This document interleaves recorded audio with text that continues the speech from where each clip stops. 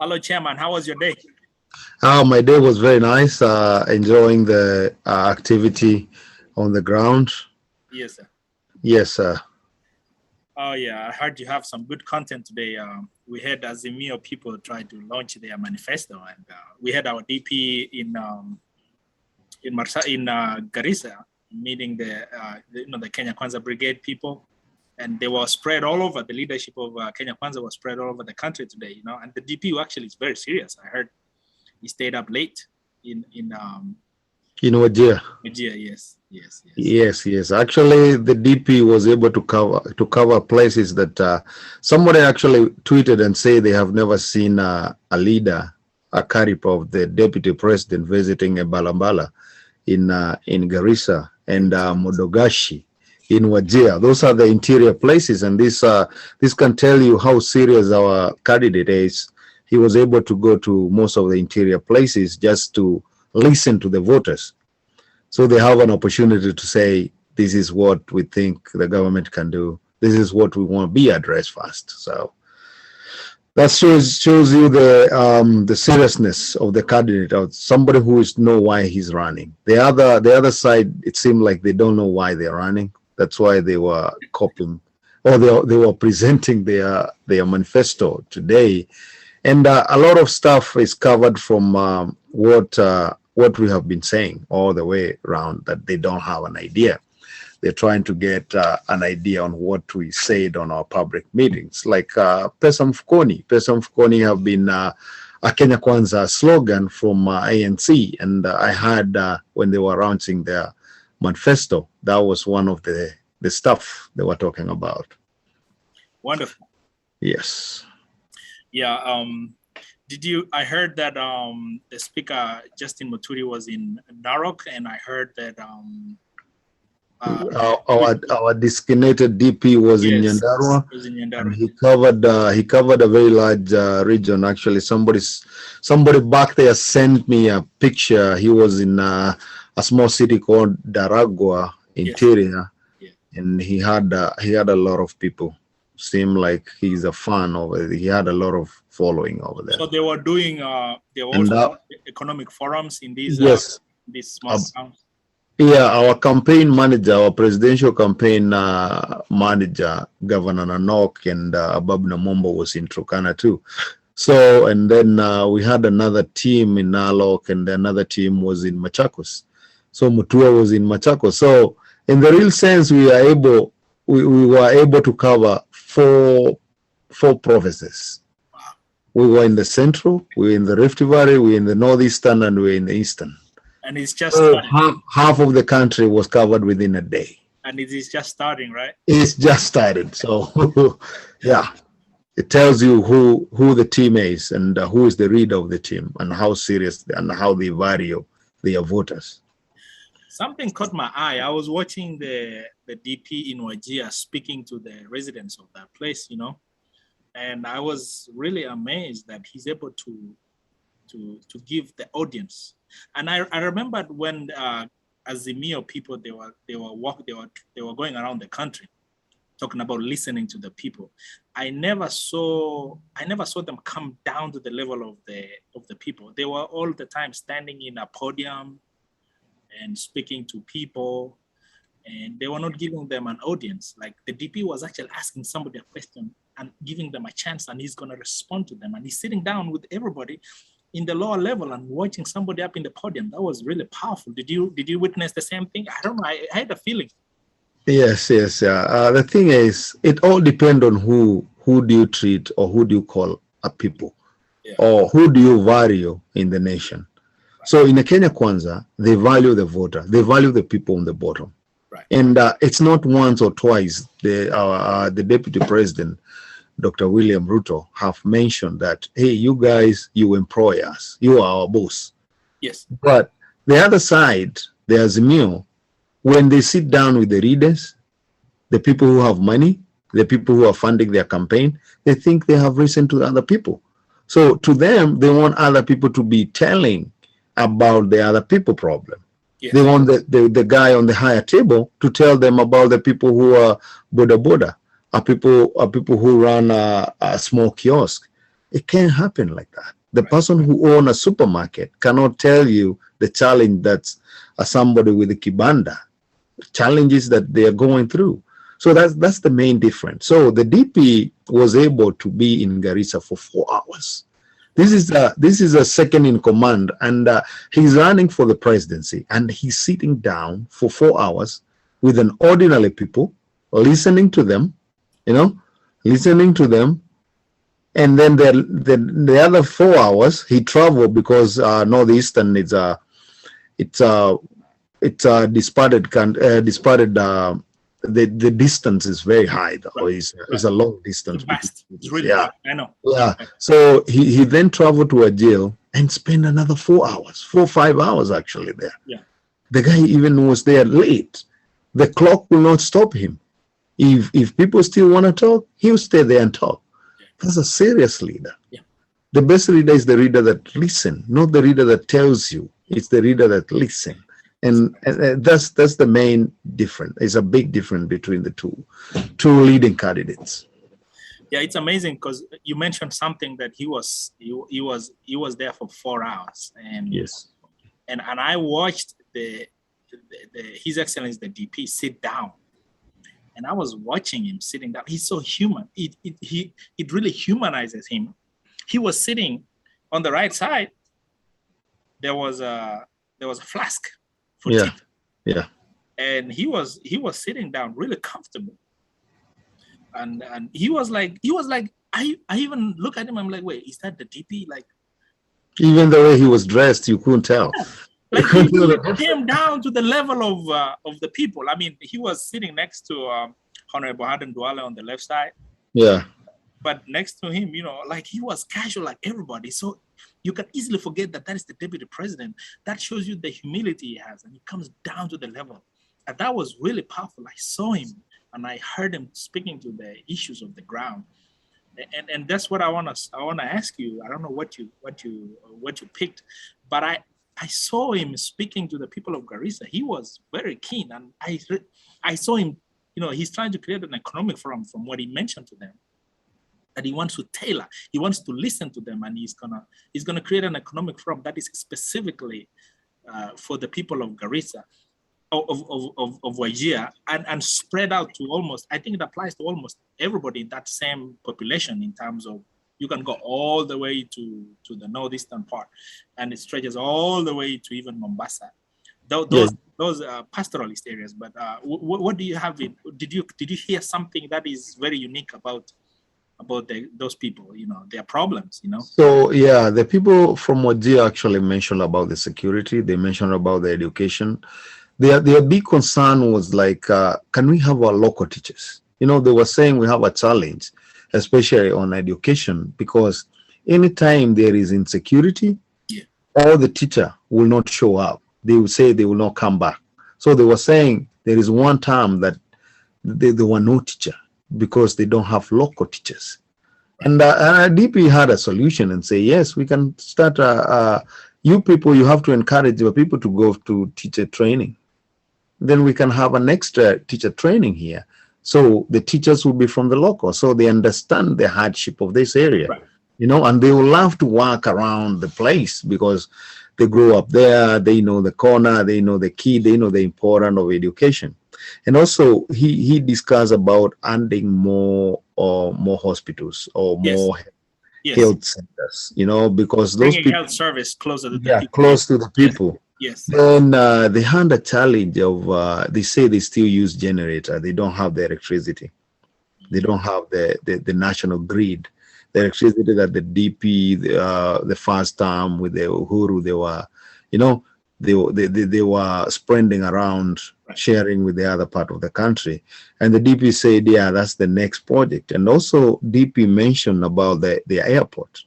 The airport have to rise to a certain standard. So, if they open that, the meat, like most of the animals, they have their camel. Right. And Arabs country, Muslim country, they like camel. And then those meat we can start selling, or we can start having a skin. Oh, We export value the skin addition. Yes. direct from, yeah, value addition. Yes. Yes. They will have, with the power, they will have a lot of industry over there, and probably we start getting shoe. You know, they can start making shoe for only children and sell it locally. You know, yeah. So it's very possible for a county to start a business which will be expanded to other places, because let's take an example like Kiambu. Kiambu, they keep daily cows. Right. They don't have a lot of hides and skin, so and the population is high. So the shoe for school, they can start making the shoe like a uniform. This is the shoe for the kid, and make it not expensive, because the cost of it will not be very high. It's locally made, Right. you know, and you create a job right there. You Right. create a job right there, and you have added the value of that, because right now they say they bury the skin. They don't know what to do with the skin. Yeah. And sometimes they don't know how to get meat to the market. Right. So what they need is access to the market. Right. Yeah. And I think I also heard, because I was listening to the same thing, to the whole program, what it was going on, because it was broadcast live through Kenya Diaspora headquarters, you know. Yeah. And I was watching live the whole event, and I think I even replayed, because it really touched me. I heard them mention something about security, that they have a big problem with security, and even I didn't know that people are still being discriminated when you need an ID. As long as your mother, you have a birth certificate from your mother and your dad, they say that they have to walk. I mean, did you hear the same? It's crazy. That's Kenya for you. Right now, what we have, your name or your dad business, your name means what to do. And that's what we are ending with the bottom up. Like, no matter who your dad is, you can sit on the decision table. Right. Currently, right now, a guy from Northeastern will not get an ID the easy way, as same as the guy in another place, let's say Kerisho, will get the ID. Right. This guy will take few months, because he have to bring the grandfather ID, he get the grandmother, he bring the uncle, he bring another witness. You know, he have to go through the headwinds, the chief, to sign it before they make the program so hard for them, and that's why they don't get opportunity, because probably this guy was rushing to get his ID to join forces, but he ran out of time before he get that ID. Right. If it's Kenya, it's Kenya. Somebody have a birth certificate, he was born in Kenya, then the process should be the same, the whole country. Everybody should be proud to be in Kenya, and to be the places in Northeastern, it's like a Kenya B, still. Right. Like Kenya B. Right. You know, a lot of stuff, even the way the government behave, is completely different. Right. We know we have issue with the security, but how can you win the confidence? It's the people. If you win the confidence of the people, they will inform the security when there is a new people, you know, when they have suspicious activity, they will inform the authority. But if they don't have confidence with the government, they will not speak up. And that's the main thing in the Northeastern. And I was saying that because, you know, I realized that the challenges for every region is very unique and it's different. And that is the power of the DP setting up these community forums, you know? Yeah, in the Northeastern, actually, like renewable energy, that place is very rich with renewable energy. If we talk about the solar, we can have a solar energy, we can have a wind power set there, and it can supply the grid to the entire country, because it's the place is hot. Yeah, we know it's hot, you know. Right. Yeah, and there is a lot of sun. There's a lot of stuff, and some minerals still come from that place. And then livestock is people who don't understand how powerful livestock is, because every day somebody is eating meat. Right. So if there is a way of processing meat closer to where it's coming from, because right now we have KMTC. Yeah. Is it yes. Commission? Yes. It's Nairobi, Adrifa, I think. So transport somebody from Northeastern to bring the meat all the way to Nairobi. Yeah. It doesn't make sense. But if you have something as that, and then they can pack those and sell it within our KDF, because KDF still eat rationing. That's and right. All the training and all the government and all the school, you have health, like people will eat balanced diet provided locally. Yeah. Because I was surprised that we import even rice. We import wheat from Ukraine, even maize. It doesn't make It's sense. crazy. It doesn't make sense. And that's why we need the bottom up. Because the bottom up will boost the people on the ground. You yeah. give them the correct seed, you give them the correct seed to have, you give them the access to equipment to make it easier for them to cultivate. They'll have fertilizer on a lower price. you know they will have education. You'll have people going around training them and telling them the best plant, the resistance, the one that can resist resist the diseases. you know it's not like now we had a locust in Kenya, and nothing happened to the locust. It wiped everything out. And it's only God mercy that they got exist. But the thing is, the government was doing nothing on it, Right. just telling people to take a picture if they find one, and they were everywhere, locusts. So let me ask you, what do you think about the news of today when the Azimio they launched? Give us a preview of what happened really. Oh yeah, Azimio, it was like a copy paste. I captured some stuff on Azimio today, and probably what I can say about 6K, because it seems this is the backbone of Azimio, giving each individual 6K, and now, based on the population of Kenya, the people who pay tax is 3.8, but the population is 40s, adult is around 40 million. So, but according to Azimio, it's only 2 million people who need money. That doesn't make sense, because the poverty percentage right now is 67. So even if we say half of those people, they actually in dire need of this money, that will be around 30%. So approximately, we'll use the number that Azimio was giving us of 2 million, and 2 million, you multiply by 6K every month, that will be a total of 12 billion. 12 billion every month. And then if you multiply that within a year, it'll be 144 billion. Where is this money coming from? There is no source of this money. Right now, we are servicing the loan. More money. The loan, the gap we have on our budget, we are getting more loan. We want to raise our debit ceiling, So I don't think this is achievable at all. And probably they need to sit down and recalculate again and see how long will they give out this money. And after you get that money, what are you doing with it? Because if you keep on giving somebody money, he's sure he'll get that money, so he won't do something else to make more.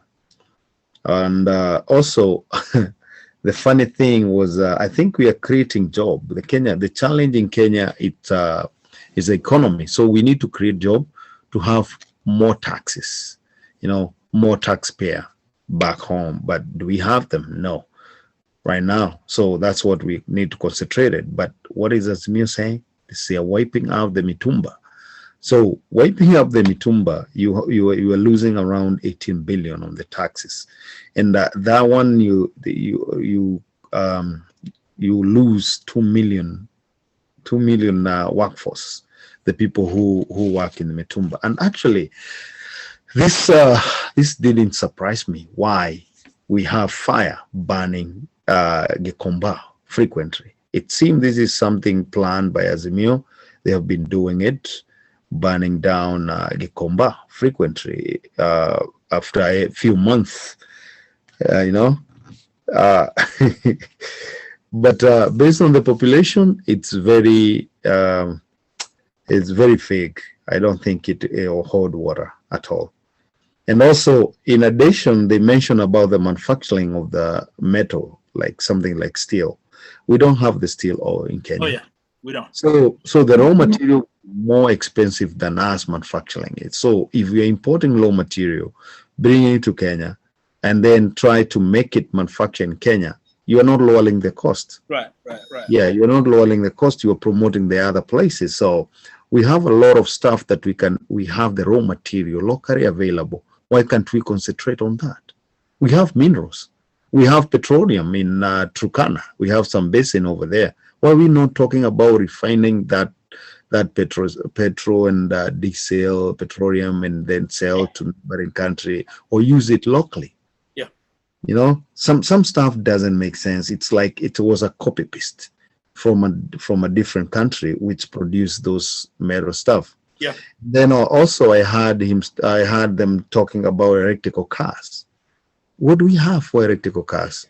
Yeah. How can we assemble those stuff if we don't even have a capability? Yeah. You know, we don't have even capability. And then they also mentioned a lot of foreign experts. I think Kenya have a lot of experts. Kenya right now have a lot of educated personnel.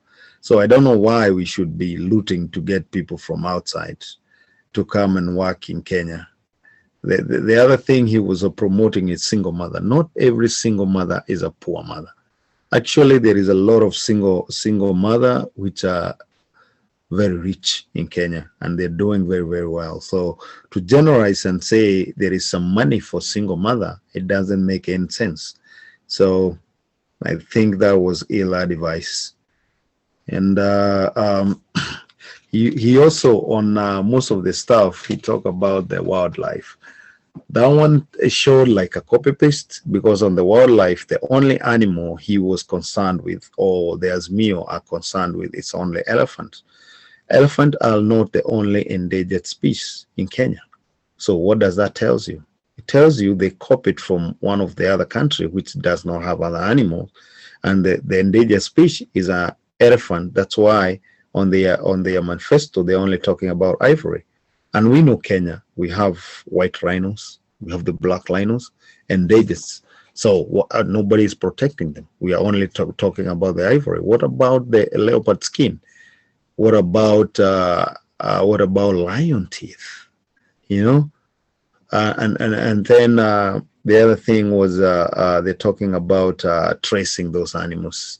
You know, we do have that. Actually, even the private farm have GPS to track their animals, to track the endangered species animals.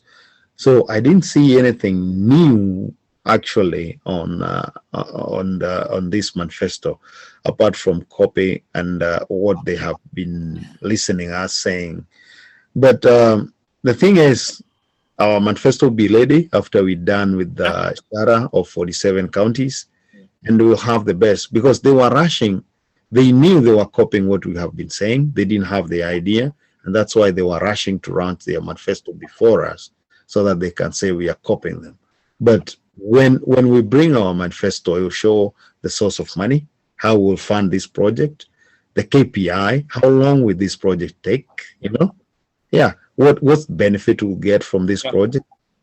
So they'll see a very defined and specific of every county manifesto. Yeah. And Chairman, I think I read it through also. I didn't read everything. I know you are a very detailed person, so I know you went through everything. But the few things I saw, it was suggestions. We are going to recommend. We are going to propose. They even say we are going to direct the parliament. Yeah. Yeah, man. It's I don't know. Is it something doable to direct the parliament as an executive? No. We have 3 arms of government. So we have executive, we have parliament, and we have judiciary.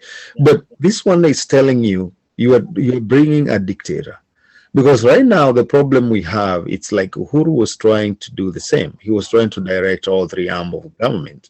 So Raila right now is a student of Uhuru. He will continue with the mess that Uhuru had. He doesn't have any other idea. And actually, I think everything was done under Uhuru's supervision, because he's the chairman of Azimio, actually. So nothing new. We have seen Uhuru disobeying a lot of court orders. You know, we have seen them starting BBI knowing, well advised, that it's against the law. They went ahead and do it. We have seen the Azimio candidate taking an oath as a president and calling himself a people's president, and then meet the president, the sitting president, who is supposed to defend the constitution, and this is to make a joke. in front of him saying, I'm people president and you are the president of Kenya, you know. So this is a continuation. They don't obey the constitution. They think the law is made for the poor person, not for them. Because an ordinary person break a law, steal a chicken, he end up in jail for 7 years. 7 years. This is somebody who is taking an oath and saying, I'm a commander in chief. What happened? Nothing. He's free. He actually get promoted and given a half of the government. So he's also talking about reducing the price of fertilizer. Yes, so yes. If you remember, they were saying they have already reduced the price of fertilizer. The agriculture minister was there. He said we'll reduce it to 2,500. So currently it's 6,000. So yeah. they lie and they don't remember what they write. You know, because that's telling you he have been, I think, or what do you call it, catwalking in the ministry. He haven't done anything and he have been lying to people he have doing anything. Yeah, nothing achievable. Then value added. You know, value added is something that we have been talking about. Right. You know. And the contrast today, Chairman, I noticed, okay, His Excellency the DP was in Wajir today, speaking to the less populated places, which is the BBI was completely disenfranchising them in terms of resource allocation. And I was listening to the DP speaking to those people, and I'm watching the Azimio launching their manifesto, and everything was ringing BBI. Yeah, everything was ringing. I'm taking your resources, and I was like, this is it's a complete paradox of the whole reflection of what's happening and what is happening on this side. And yes. I don't want us to talk so long about that, but it's very interesting. What is your thoughts about it? It's part of what we are talking, so we have to cover it. So the thing is, when they were talking about the BBI, we won't go deep on position and all this stuff, but on economy, we'll touch on the money, because the thing is, if you as an employee, you have been paid 10,000, so you budget for that 10,000. This is the county. They have receiving a certain amount of money, you know. They have been receiving 500 million a year, so, or 100 million a year, or 1 billion a year. So then you want to tell them, when the BBI comes here, you take money from them, but you think it's not right for them to get the money, the amount of money they're getting. So you cut that money, put to 1 man 1 shillings, and those people, because they are pastoralists, they need land to graze. Right. They need land to graze. So they do it, and that make their area less developed, because they are sparsely populated. Yeah. So taking the money, what they have, and bring it to populated area, you're not balancing the country. Yeah. And the thing is that we need to understand is the natural resources will help each and everyone, no matter where you are. Yeah. The location you are, the population you are, it will, you know, it will do that. And actually, where you're saying it's populated, mostly populated, is the same guy, because you find a guy have a land or have a lot of cows, but he live in Nairobi. Yeah. So now you are denying him over there, bring it here where he won't see it or he won't benefit. You are failing, so he'll close the business or he stop doing that because he doesn't have access to go to that place. So it's a very ill-advised things of actually money. The thing is, you can increase money to the other county if they need more, but don't take anything from this. So increase the amount, the funding to the county, but don't take money from the other county and put to the other basket. That you are not helping the country, and the country need to grow together. Yeah, absolutely. Yeah. And Chairman, you and I, we are in the diaspora right now, and boy, I was watching the Azimio and I was reading the manifesto. We are very shortchanged as the diaspora. On Azimio, yes, but on a Kenya Kwanza, Kenya Kwanza will have the ministry, purposely ministry for the diaspora. What do I mean by the ministry? So this ministry will have all the offices. It will be like a small government. Right. So it will be like a if Kenya government have 22 ministry, in diaspora, it will have 22 representatives. in that diaspora ministry. Chairman, the desk. Yeah, I was gonna, while you are mentioning that, it reminds me that when His Excellency the DP came to the United States last time, and he went through London, he did the same thing, and it just clicked in my mind. It's almost the same thing, because he listened to the diaspora, and he said, "What do you guys want?" That's what he was doing. Yeah, while you were saying that, because I remember, I think I saw you make a speech to His Excellency the DP Brigade when they came to the United States in Washington D.C. And I see what he's doing in Wajir today. What he was doing is exactly what he did in Washington D.C. And Yes. he said, "I want to create a manifesto that reflects your interests as a diaspora people." And it's the same thing he's doing today. This guy is very serious. Oh yeah, he's very, very serious. And actually, we had a proposal, and we handed the proposal to him, and he know what's going through. And we still have another business forum, which Yeah.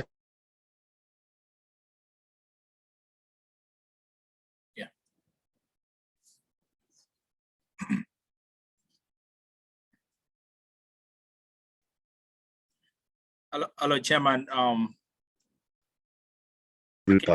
Yes, go ahead. I can hear you now. Sorry, I lost you for a second. Yes. Yeah. So what I was saying is, we know there is a plan for us to have the business forum, Yes, or a business charter for the diaspora, right. even if it will be done through Zoom, but people will have, they will address their issue. We did it. We corrected our issue, and we had it a proposal, which he have it in his desk, and he know about it.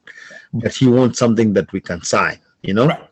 You want something we can sign, and this is serious person who's telling you, after we agree on this, you give me this job, you can come back to me and say, "Hey, did you fulfill A, B, C, D?"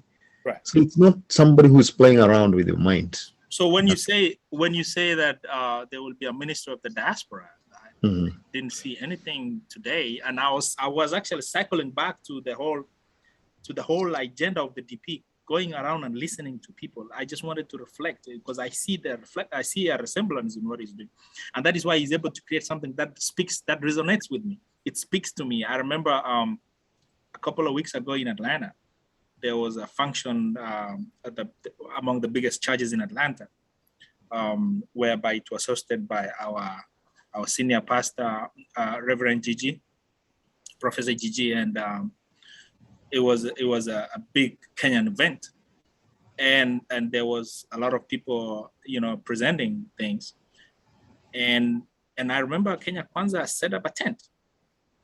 There was no Azimio tent, but I remember there was a Kenya Kwanza tent over there, and people were flocking, and it shows you that the people are resonating. That's what I'm trying to say, resonating to the message of Kenya Kwanza in a way that is completely different, profound. It's never been seen before. And I wanted to say that to reflect that it is what the DP listened to people.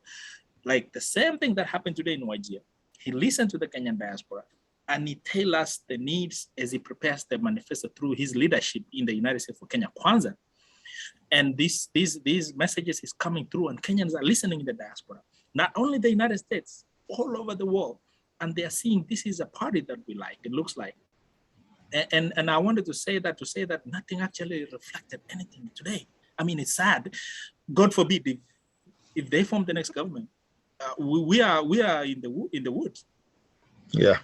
So I searched. I had a copy of the Azimio Manifesto, and I was trying to search the word diaspora. It's mentioned twice, and they're saying they will add a capacity to help the diaspora on investment. Right. I don't know investment where. So they were saying on their foreign mission, they will help the diaspora on the investment. I don't know where the investment is.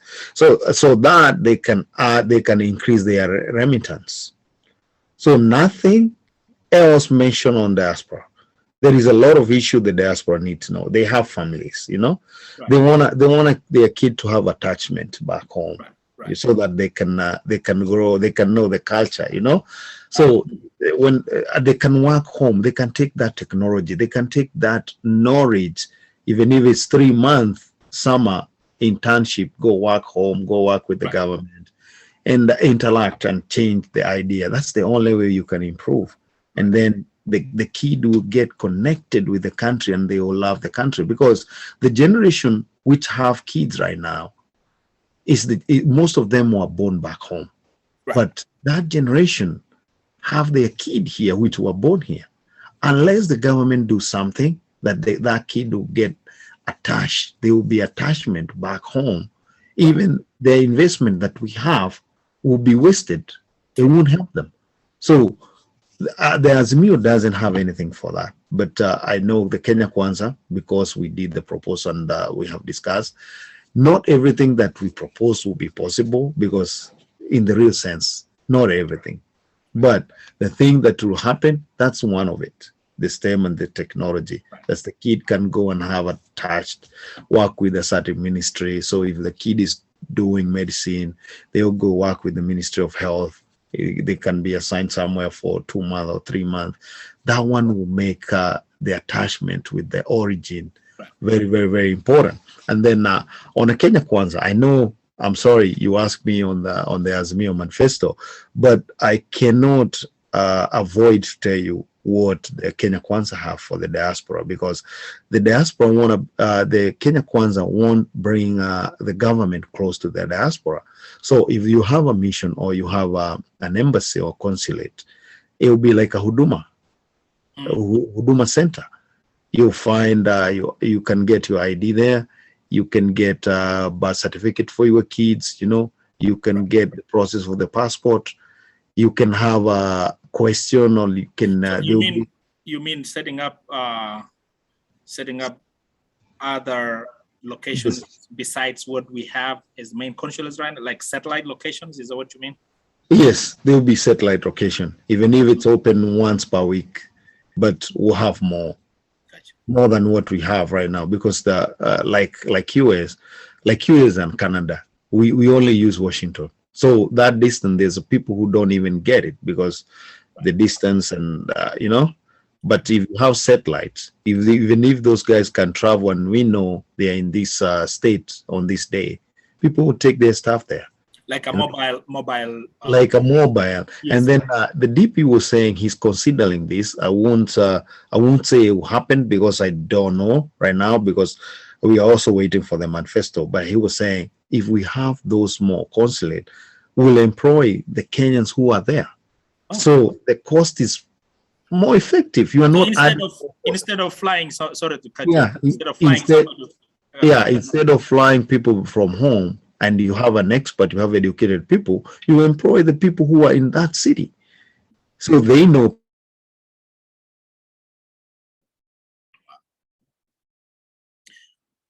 Chairman, I can't hear you. Repeat that statement again. For some reason, I lost your sound a little bit. Let me see if I can hear you. Hello, Chairman, can you hear me? Yes, now I can hear you. Yes, go ahead. I'm sorry. Yes. Mm-hmm. Yeah, so those people will be close to the people because they know. Well, the thing is, and that's what the DP is doing, going to talk to those people from that area because they are the one with the answer. Right. The same thing. When they send somebody on the foreign mission, he wants somebody who knows you or who know the area, or the person who be more interactable with the people. So we have Kenyans outside the country. So they will be the right people. And Chairman, yes, and I remember when His Excellency the DP stood up in Washington, D.C. when he was meeting Kenyans in the diaspora. Among the first things he mentioned is that Kenyan diaspora, we acknowledge the biggest contributor, money. Yes, and I'm telling you, the moment you have confidence with the government, the moment that you know what you are purchasing, if you're purchasing a land and you know you are purchasing a genuine land, and you know the government is there to help you, and you know where you can get a quick loan from the government, you go there, you invest that because you have the confidence, and that's a very crucial thing. And diaspora is a lot of people. I'm telling you, it's not even half of the diaspora who invest back home. So if 75% of the diaspora start investing back home and start helping the family back home, it'll be a lot of money, and that will be a game changer. And I was saying that, Chairman, because if I was Azimio and we are trying to launch a manifesto, and the DP himself said it's based on numbers.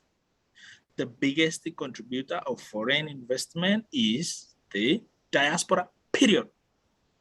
He didn't mention and then you just allocate only 2 statements. You say only 2 punchlines for diaspora that he mentioned. And this is the biggest contributor. It's actually the one which is helping Kenya from going to inflation. It's balancing the Kenyan budget. Yeah, that tells you Azimio didn't do the research. They don't know where the money comes from.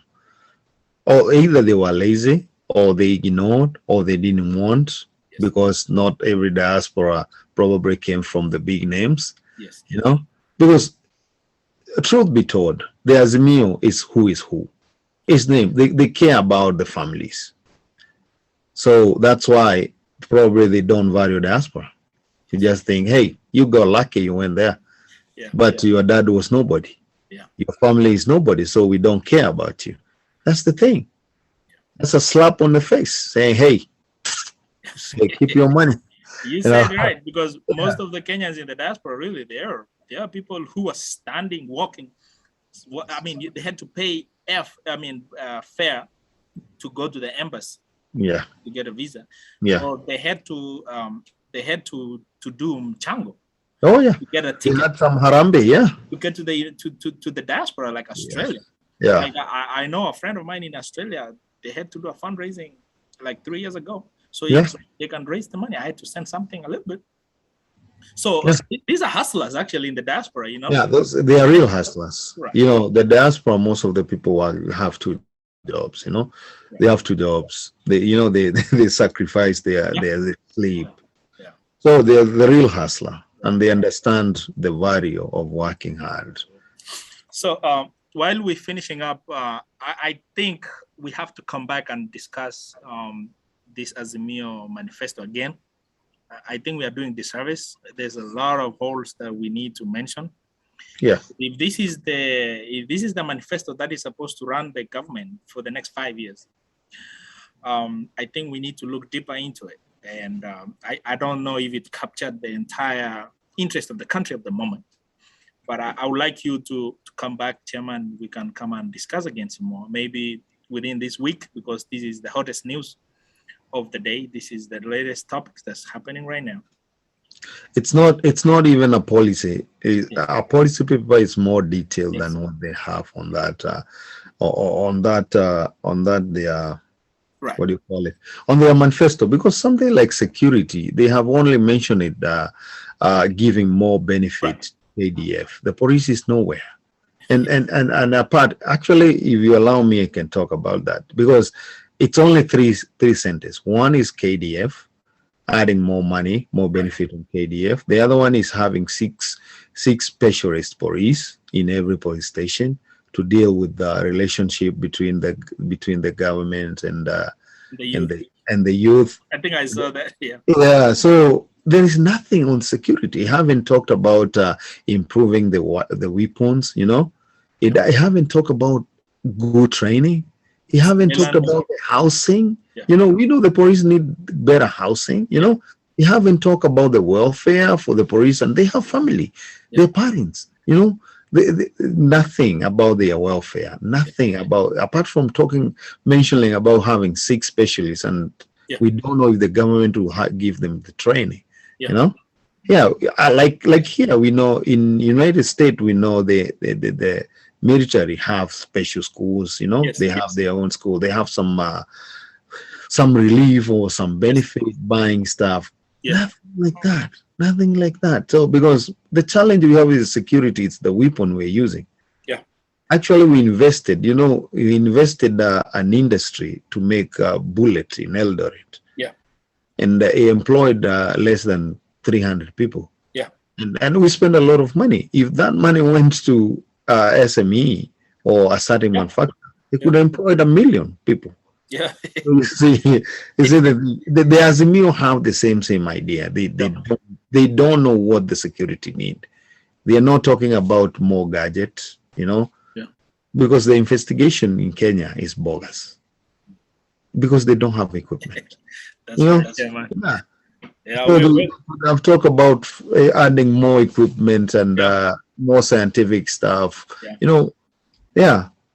And something else that we probably save it for another day, but it's really important. I have to mention is when Kenya went to war to support Amazon, we have a lot of families that are receiving injured military people, and it's not, they might not be physically injured, but they are mentally injured because of PSD. They stop PSD. They take it very seriously in this country, and probably people don't understand that much, but it's a big problem. But I know the Kenya Kwanza, hopefully they will really address those so that we can be able to take care of I call them wounded soldiers. Wounded soldiers, Yes. Yeah, I think they're under diaspora, and there is a welfare because they left the country. Oh yeah, I see what you're saying. So they're coming under the diaspora, and there is a welfare for that. And I know on a Kenya Kwanza manifesto they will include all those, and you know, because they care about each and everyone. So there will be a welfare, there will be a good insurance for our forces. Yes. You know, even if you get injured, you get sick or something. Yes. You got something to cover you. Absolutely. To continue with your life.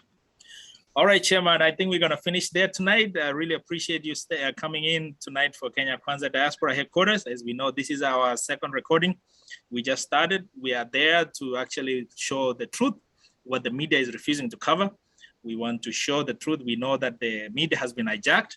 We are here to speak on behalf of the diaspora and show things that are not happening. So thank you, Chairman. We are going to host you again. I welcome you again next time so we can discuss some more in detail. All right? Thank you very much. Thank you, Chairman. I appreciate it. Okay. Bye.